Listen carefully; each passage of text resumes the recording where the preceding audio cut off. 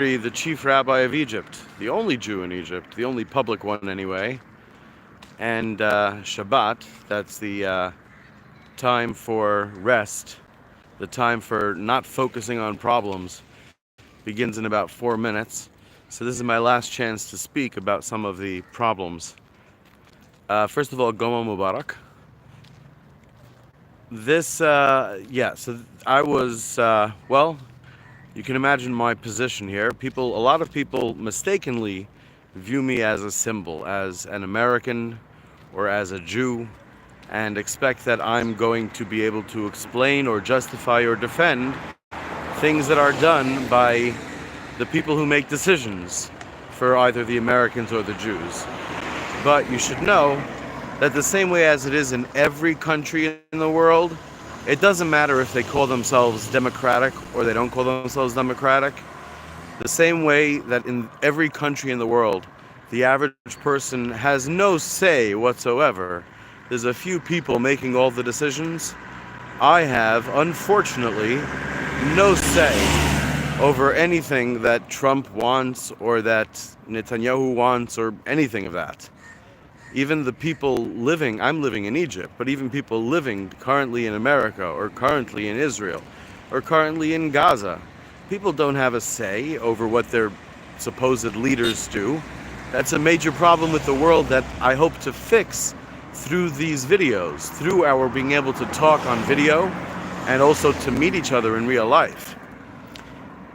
Because we can do a much better job than the leaders. I'm 100% positive that we can do a much better job than the people who claim to rule over us. In any case, of course, the big news, I was so stunned by what Trump said in that press conference with Netanyahu about America would own Gaza that I've hardly eaten this week. In fact, I swore I did a sum before Ramadan begins, I guess to get me prepared. I did a sum. I fasted from most things, most food and most things for this week. Within a few words, what I'll say is this. Within a few words, first of all, Donald Trump is a different kind of human than you and me. Nobody really understands how it is that he's able to be so successful. You can't take it apart. There's just something there. And he comes up with ideas. Nobody knows where they come from. Nobody knows where they're going. He might change his mind next week. Very difficult to say. But that really is the American perspective. The American perspective is not just the American perspective. Bear in mind that neither the person standing next to him, who was Netanyahu, nor Donald Trump's own press secretary or anybody in his office, it seems that he did not tell anybody in the government about that he was going to just mention that he's going to own Gaza. He didn't discuss it with anyone. So that's the American perspective. We're watching the show. It's a reality show, and we're watching the show, and there's not very much that we can do about it one way or the other. From the Israeli perspective, from the Jewish perspective, well, it's very complicated. But one thing that I would say very clearly here living in Egypt is Menachem Begin was a prime minister of Israel. And he is someone that I have studied and someone that I have taught, someone who, although I never met, he died when I was young, I met all of the people who were close to him, who were still alive, somebody I admire tremendously. He's a man who, before he became prime minister, he was the head of the opposition government in Israel. In other words, he had no power. He was the head of the opposition party. Like, imagine in America if, Republicans ruled for 30 years with no Democratic presidents, and he was the head of the Democrats, something like that. And during that whole time, usually the head of a party is like a multi-millionaire and lives really well. He lived in a one-bedroom apartment that whole time.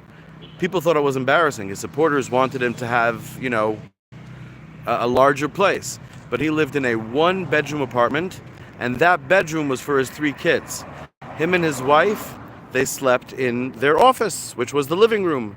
The living room, they had a roll-out couch, which they turned into a bed. That's where they slept for 30 years. And he made peace with Egypt. And he made a deal with Egypt. I'm in the Sinai now, which is Egyptian territory, because of that deal, and therefore it's under Egyptian control.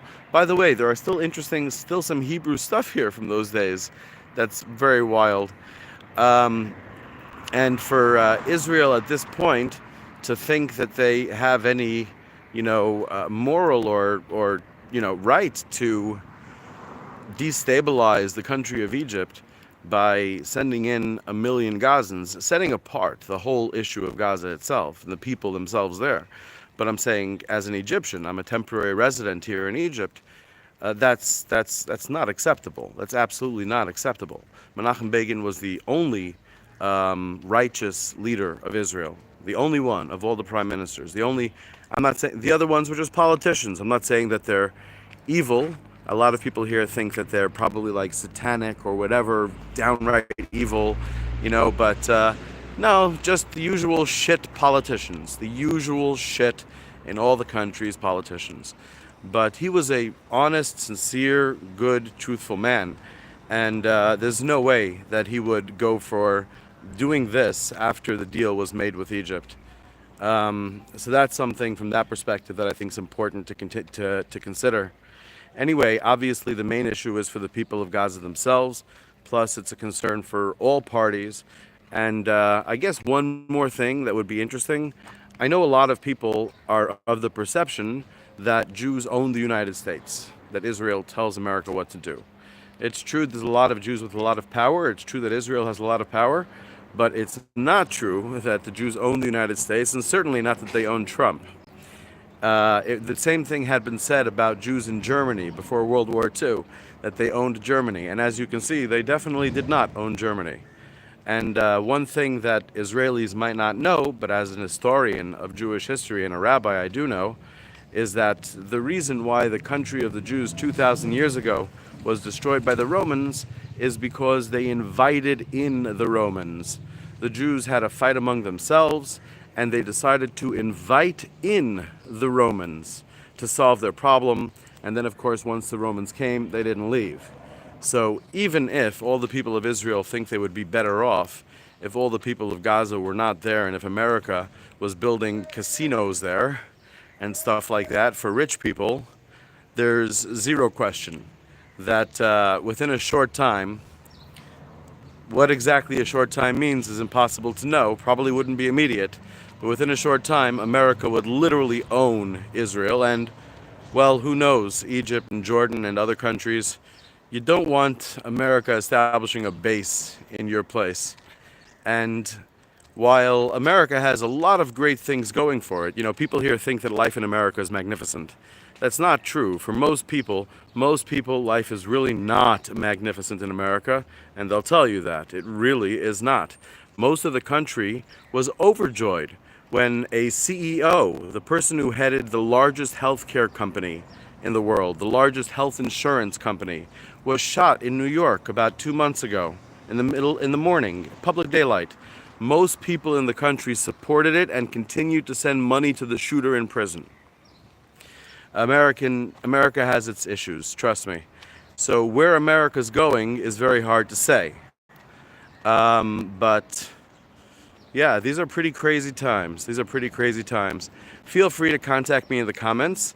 And people generally are not interested in being, well, they're afraid to be on videos, which I understand. Obviously, the kind of thing I seem to be missing the fear module, or maybe I just trust and love people more than most other people do. I don't know, but I think video conversations showing that we're all human and we can all understand each other's perspectives is really the step to solving the problems. Otherwise, the leaders who have no idea how we live. You think the leaders walk on streets like this? You think the leaders do? No, they do not. They don't know the lives of the average people at all. They're going to continue to make all the decisions for everybody unless we actually show that we can talk among ourselves. That's the call. That also means that Shabbat is beginning now, and for the next 25 hours plus, I have no concerns. The way the Bible phrases it is that God saw, after he made the world, God saw everything that he had done, and behold, it was excellent. And that's the perspective that we ought to have. perhaps on Goma as well, Goma Mubarak. On Shabbat, that's clearly the perspective that we're supposed to have. That everything is perfect, we've done all we can, and for one day we don't try to change the world anymore. All right? Feel free to leave a message anytime if you're not observing the Sabbath, otherwise afterwards. And I hope that we get to speak. And may God be with you. Inshallah, everything will be good.